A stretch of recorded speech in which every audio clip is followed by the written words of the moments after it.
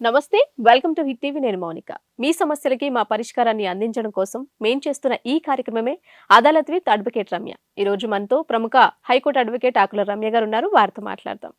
నమస్తే మేడం. నమస్తే మేడం. ఎప్పటిలాగే వాళ్ళ సమస్యని మీతో చెప్పుకోవడం కోసం ఒక కాలర్ లైన్ లో ఉన్నారు. వారితో మాట్లాడతారు. Hello madam. అమ్మ, నమస్తే అమ్మ. మీ పేరు? నమస్తే మేడం. నా పేరు సైదమ్మ మేడం. ఓకే, ఎక్కడి నుంచి మాట్లాడుతున్నారండి? మేము నాగోల్లో ఉంటాం మేడం. ఓకే, రమ్య గారు ఉన్నారు, మాట్లాడండి. మేడం. సైడ్లం చెప్పండి అమ్మా. మేడం ఏం లేదండి, మా పాపని తీసుకెళ్తలేరు మేడం. అసలు కాపురానికి తోలుకెళ్ళంటే మా అల్లుడు తోలుకెళ్తలేడు. ఎంతకాలం అయిందమ్మా మ్యారేజ్? మ్యారేజ్ అయ్యి 4 సంవత్సరాలు అవుతుంది మేడం. ఇప్పుడు కేసు పెట్టి 1.5 సంవత్సరం అవుతుంది మేడం. అబ్బాయి ఏం చేస్తాడు, అమ్మాయి ఏం చేస్తుంది?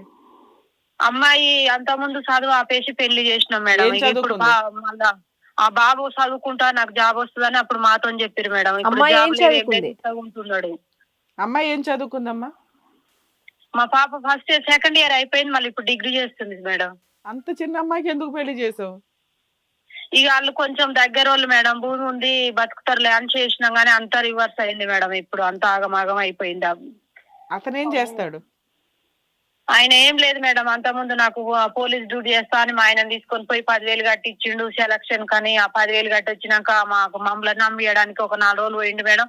ఇప్పుడు తర్వాత నా చదువు ఆయన మాతోనూ అంతా పాస్ అయినాం, డిగ్రీ చేసిన అని చెప్పిండు. అక్కడ ఫెయిల్ అయి ఉన్నాడు మేడం. ఏడా కూడా సెట్ అయితలేడు. ఇక జాబ్ కు పోయినా గానీ ఆ సెలక్షన్లలో ఉరుకుతలేడు. పోలీస్ జాబ్ కానీ పోయిండు, వాళ్ళ ఉరుకుతలేడు. ఆ జాబ్ కూడా రాలే మేడం. అలా మేమన్నా అంటే మాకు భూమి ఉంది, భూమి చేసుకొని బతుకుతారు, 14 ఎకరాల భూమి ఉందా అని అన్నది. సరే అట్లా బతికినా సరే అని అంత ముందు హైదరాబాద్ ఉంచుతాం అని మాట్లాడారు మేడం. ఇప్పుడు ఊర్లోనే ఉంటాడు నా కొడుకు, అక్కడ చేయలేడంటే సరే అనేసి ఊర్లో కూడా పిల్లని ఉంచిన మేడం. సంవత్సరం ఉంచితే ఇంకా సంవత్సరం తర్వాత ప్రెగ్నెన్సీ వచ్చేసింది పాపకి. ఆ ప్రెగ్నెన్సీ లా ఏమైందో ఏమో మేడం, కోటి హాస్పిటల్లో చేర్పించినాం. ఇంకా 10 నిమిషాలు అయితే డెలివరీ అవుతుంది అనే ముందట బాబు కడుపులనే చనిపోయిండు మేడం. తర్వాత ఇంకా తర్వాత అప్పటి నుంచి ఇక గొడవలు స్టార్ట్ చేశారు మేడం. 2 నెలలు పాప డెలివరీ అయినాక ఇంటి దగ్గర ఉంచిరు. 3వ నెల పడంగానే తీసుకొని వెళ్ళిపోయారు. ఇక అప్పటి నుంచి గొడవలు స్టార్ట్ చేశారు మేడం. గొడవలు స్టార్ట్ చేసి ఇంకా పిల్లని నెగలిచ్చు లేదు. ఈ పిల్ల వ్యవసాయం పనులు చేయలేదు. ఇంత ముందు చదువుకున్న పిల్ల ఇప్పుడు మళ్ళీ వ్యవసాయం పనులు అంటే పాప చేయలేకపోతుంది మేడం. మేమన్నా మళ్ళీ పాపను చదివేనన్నా చదివిస్తాం, అక్కడ వచ్చి ఉండమను చేయమని అంటే ఇంకా అవన్నీ ఏమి వింటలేరు మేడం. గొడవలు పాపతోటి మేము ఆడదోలు రావడం, 4 సార్లు పెద్ద మనుషులలో కూర్చున్నాం. మేము దోలు రావడం, అక్కడ వాళ్ళు గొడవ పెట్టుకోవడం, మేము దోలు రావడం, అక్కడ గొడవ పెట్టుకోవడం మేడం. 4 సార్లు కూర్చున్నాక పెద్ద మనుషులు అన్నారు, వాళ్ళు వినర్లే, కేసు పెట్టండి అని అంటే కేసు పెట్టినా మేడం. ఇక ఏ పోలీస్ స్టేషన్ లో పెట్టారమ్మా? ఉమ్మన్ పోలీస్ స్టేషన్ లో పెట్టినా మేడం. ఓకే, ఎక్కడ? ఈ మహిళా పోలీస్ స్టేషన్ ఉందిగా మేడం, సరూర్ నగర్. మరి అక్కడ కౌన్సిలింగ్ కి వాటికి వచ్చారా అమ్మా? రానన్నారు మేడం. అప్పుడు కౌన్సిలింగ్ కు కూడా మేము రాము అన్నారు. వాళ్ళు కేసు బుక్ చేసుకోరని చెప్పారు. కౌన్సిలింగ్ చేసుకోండి, మేము కౌన్సిలింగ్ కి రాను అన్నారు. దానివల్ల పోలీసులు కేసు రిజిస్టర్ చేశారా? కేసు చేసిరు మేడం. కేసు నడవబట్టి కూడా ఇప్పుడు 1.5 సంవత్సరం అవుతుంది మేడం. వాళ్ళు ఏ మాత్రం కూడా ఒక పోలీస్ స్టేషన్ కేసే వేశారు. అడ్వకేట్ ని కలిసి మిగతా కేసులు ఏమైనా ఫైల్ చేశారా?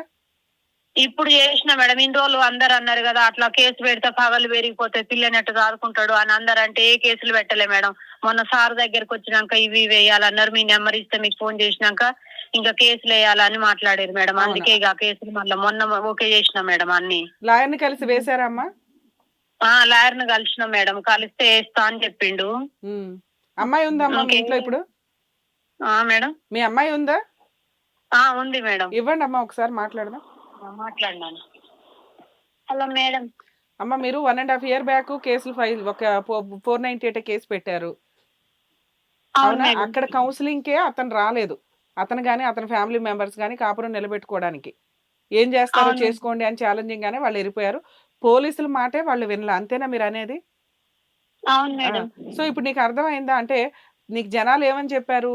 వాళ్ళు చెప్పింది కరెక్టే. లీగల్ గా ప్రొసీడ్ అయితే కాపురాలు నిలబడవు, కక్షలు పెరుగుతాయి, మళ్ళీ ఒకరికొకళ్ళు నువ్వంతా నేనింత అని అనుకోవాల్సి వస్తుంది, కేసులు వేయకుండానే ట్రై చేయి అన్నారు.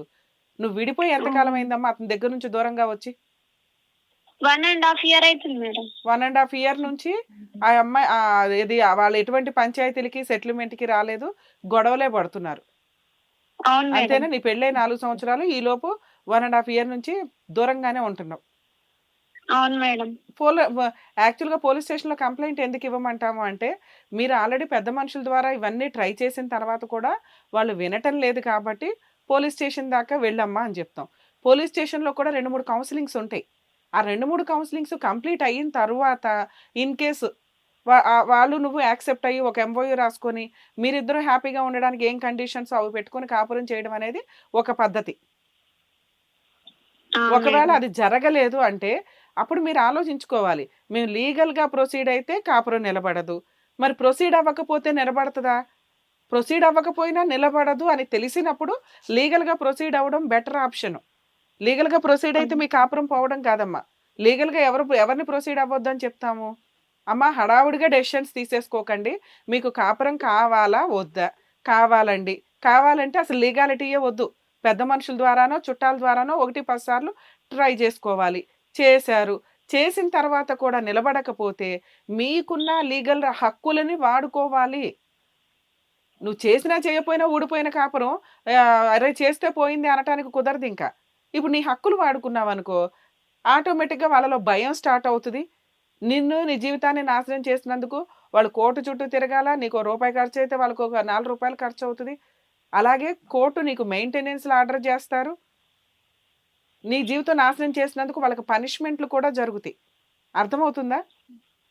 సరే ఇలా ఫైట్ చేసుకుంటూ వెళ్ళావు. నీ హక్కులు నువ్వు వాడుకోవడం బెటర్ ఆప్షను.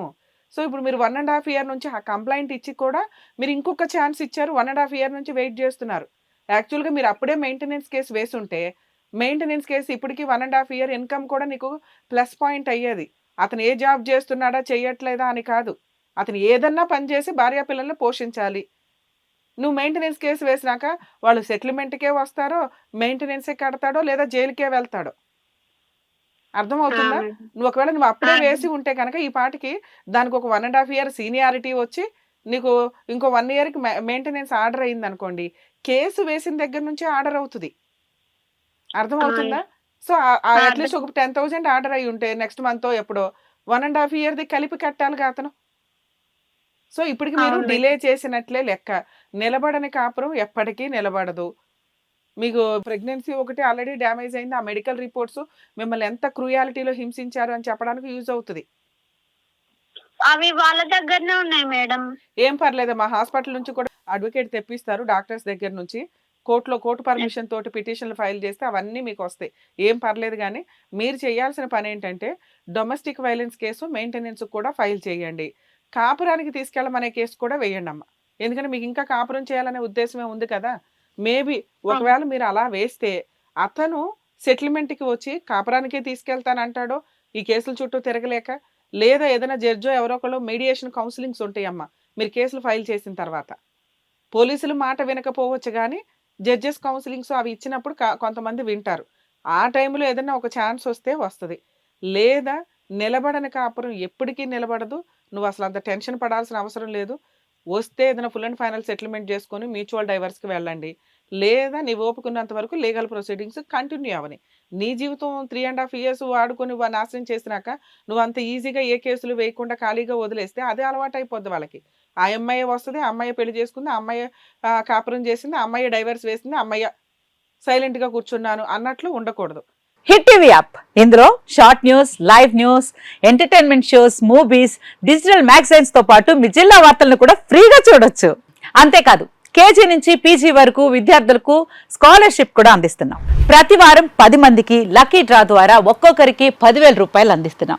ఇంకెందుకు ఆలస్యం, వెంటనే హిట్ టీవీ యాప్ ని డౌన్లోడ్ చేసుకుని ఫ్రీగా ఎంటర్టైన్మెంట్ పొందండి. Hit TV app. Hit TV app. Please download hit TV app. Hit TV యాప్ని ఫ్రీగా డౌన్లోడ్ చేసుకొని ఎంజాయ్ చేయండి. మీకు నచ్చిన ఎంటర్టైన్మెంట్ కోసం హిట్ టీవీ యాప్ ని ఫ్రీగా డౌన్లోడ్ చేసుకొని ఎంజాయ్ చేయండి. హిట్ టీవీ యాప్ని డౌన్లోడ్ చేసుకుని ఆస్వాదించండి, ఆశీర్వదించండి. ఇంతమంది సెలబ్రిటీలు హిట్ టీవీ యాప్ ని డౌన్లోడ్ చేసుకోండి అని చెప్తున్నారంటే ఎంత మంచి యాప్ ఆలోచించండి. అమెరికా అమెరికాలో చదవాలనుకునే వాళ్ళకి విశ్వసనీయమైన పేరు మన శౌర్య కన్సల్టెన్సీ. UK లో 1 year masters, UK లో 1 year masters, 2 years work permit up to 5 years visa. Contact Saurya Consultancy. Contact 89851 89851.